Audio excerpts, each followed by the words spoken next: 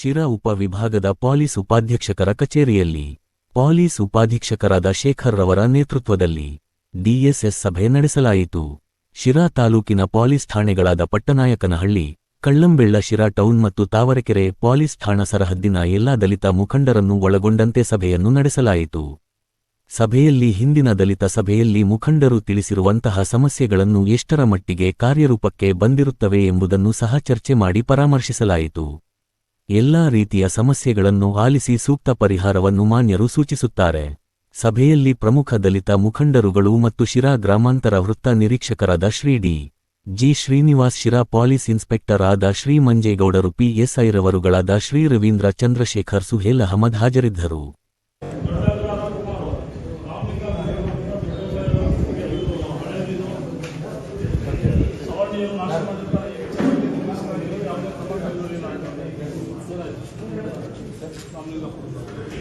Same ಬಂದು ನಾನು number ಅವ್ರು ಅಲ್ಲಿಂದ ಅಟೆಂಡೆನ್ಸ್ ಸರ್ಟಿಫಿಕೇಟ್ ತಗೊಂಡು ನಿಮ್ಮ ಸೋಷಿಯಲ್ ವೆಲ್ಫೇರ್ ಹಾಕ್ಬಿಟ್ಟು ಅವ್ರಿಗೆ ಅಮೌಂಟ್ನ ಸ್ಯಾಂಕ್ಷನ್ ಮಾಡ್ತಾರೆ. ಸೊ ಅದಿದೆ. ಅವರು ಇಂಟರ್ವ್ಯೂ ಸರ್ ನೋಟ್ ಬರ್ಕೋತಿದ್ದೀರಿ ಅದಕ್ಕೆ ಯಾರು ಸಮಾಜ ಪೊಲೀಸ್ ಇಲಾಖೆ ನಾವು FIR ಆದ ತಕ್ಷಣ ಪರಿಹಾರ ಕೊಡಿ ಅಂತೇಳಿ FIR ಕಾಪಿ ಆಮೇಲೆ ಬಿ ಆಗುತ್ತೋ, ಸಿ ಆಗುತ್ತೋ, ಚಾರ್ಜ್ ಆಗುತ್ತೋ, ಸೆಕೆಂಡ್ರಿ FIR ಆದ ತಕ್ಷಣ ನಾವು ನಮ್ಮಿಂದ ಹೋಗ್ತೇವೆ. ನಿಮ್ಮೆಲ್ಲರೂ ಗಮನಕ್ಕೆ ತಾವರೆಕೆರೆ ಯಾರಿದ್ದೀರಾ? ತಾವರೆಕೆರೆ ಬಗ್ಗೆ ಗೊತ್ತಿರಬೇಕು. ಮೊನ್ನೆ ಒಂದು ಬ್ಯಾಲೆನ್ಸ್ ಸ್ಕ್ಯಾವೆಂಜರ್ಸ್ ಆಕ್ಟ್ ಕೇಸ್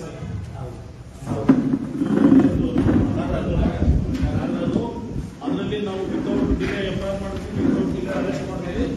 ಈಗ ಅದು ಈ ಸಫಾಯಿ ಕರ್ಮಚಾರಿ ಆಯೋಗದಿಂದ ಬಹಳ ಅಪ್ರಿಷಿಯೇಟ್ ಮಾಡೋದು.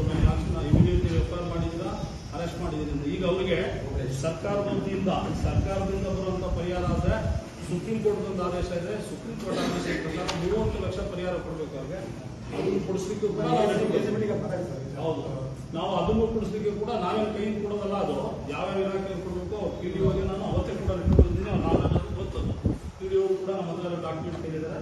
ಆ PM ಕೊಟ್ಟು ಚಾರ್ಜ್ ಶೀಟ್ ಅದು ಮಾಡ್ತಿದ್ವಿ. FIR ಆದ ತಕ್ಷಣ ಯಾರ್ಯಾರು ವಿಕ್ಟಿಮ್ಸ್ ಇದ್ದಾರೆ ಏನು ಪರಿಹಾರ ಕೊಡಬೇಕು ನಮ್ಮಿಂದದ್ದು. ಅದು ಯಾರು DSP ಆಗಿ ನಾವೇ ಬರೀತೀವಿ. ಇನ್ನು ಫ್ಯೂಚರ್ ನೋಡಬೇಕು. CRC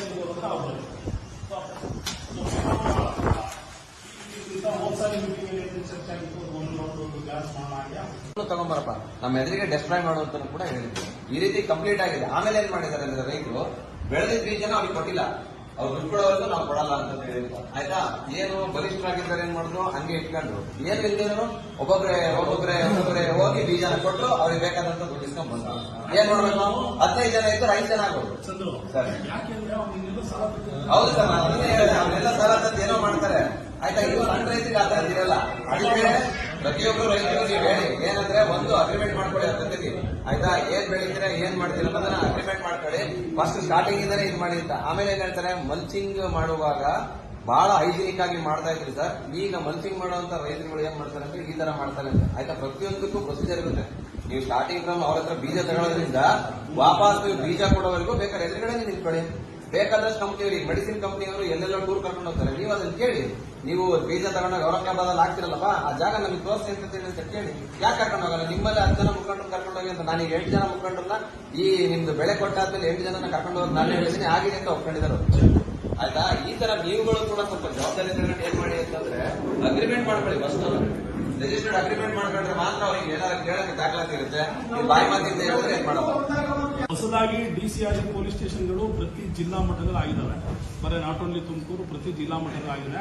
ಇದುವರೆಗೆ ಅವರಿಗೆ ಏನು ಎನ್ಕ್ವೈರಿ ವಿಚಾರಣೆ ಅನ್ನೋದು ಏನು ಜವಾಬ್ದಾರಿ ಇತ್ತು ಅದನ್ನ ಅಪ್ಗ್ರೇಡ್ ಮಾಡಿ ಅದನ್ನ ಒಂದು ಪೊಲೀಸ್ ಸ್ಟೇಷನ್ ಅಂತ ಓಪನ್ ಮಾಡಿ ಪೊಲೀಸ್ ಠಾಣೆಗೆ ಇರುವಂತಹ ಎಲ್ಲ ಮಾನ್ಯತೆಗಳನ್ನ, ಅಧಿಕಾರನ ಸರ್ಕಾರ ಅವ್ರು ಕೊಟ್ಟಿದೆ. ಸೊ ಇನ್ನು ಮುಂದೆ SC ST ದೌರ್ಜನ್ಯ ಪ್ರಕರಣಗಳು ಏನಾದ್ರು ಅಂತಂದ್ರೆ ನೀವು ನೇರವಾಗಿ ಹೋಗಿ ಅಲ್ಲಿ ದೂರು ದಾಖಲಿಸಬಹುದು. ಜೊತೆಗೆ ನಿಮ್ಮ ಲೋಕಲ್ ಪೊಲೀಸ್ ಸ್ಟೇಷನ್ಗೂ ದಾಖಲಿಸಬಹುದು. ನಾವು ರಿಜಿಸ್ಟರ್ ಮಾಡಿ ಅವ್ರಿಗೆ ಟ್ರಾನ್ಸ್ಫರ್ ಕೊಡ್ತೀವಿ. 1-2-3 ದಿನ ತಡ ಆಗ್ಬೋದು. ನಮ್ಮಲ್ಲಿ ರಿಜಿಸ್ಟರ್ ಆಗಿ ಅದು ಅಪ್ರೂವಲ್ ಆಗಿ ಹೋಗ್ಬೋದು.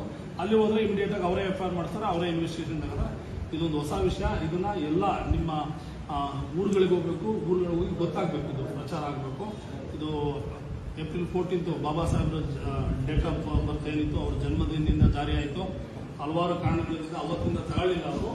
ನೋಟಿಫಿಕೇಶನ್ ಅವತ್ತೇ ಈ ಜೂನ್ 12ನೇ ತಾರೀಕಿನ ಈಚೆಗೆ ಯಾವ್ಯಾವ FIR ಆಗಿದ್ದಾವೆ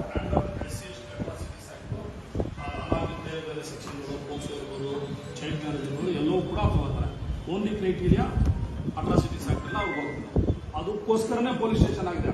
ಉದ್ದೇಶ ಏನು, ಅವರು ಅದಕ್ಕೋಸ್ಕರ ಎಕ್ಸ್ಕ್ಲೂಸಿವ್ ಆಗಿರ್ತಾರೆ, ಇಂಟ್ರೆಸ್ಟ್ ಕೊಟ್ಟು ಮಾಡಬೇಕು, ಬೇಗ ಮುಗಿಸ್ಬೇಕು ಅಂತ. ಈಗ ಬೇರೆ ಪೊಲೀಸ್ ಇಲಾಖೆಗೆ ಬೇರೆ ಬೇರೆ ಒತ್ತಡಗಳಿರ್ತವೆ. ಯಾವುದೋ ಬಂದೋಬಸ್ತ್ ಬಂತು, ಹಬ್ಬ ಬಂತು, ಹರಿದಿನ ಬಂತು, VIP ಬಂದ್ರು, ನೈಟ್ ರೌಂಡು, ಕಳ್ತನ ಕೇಸು, ಆ ಥರ ಅವ್ರಿಗೆ ಯಾವುದೂ ಇಲ್ಲ.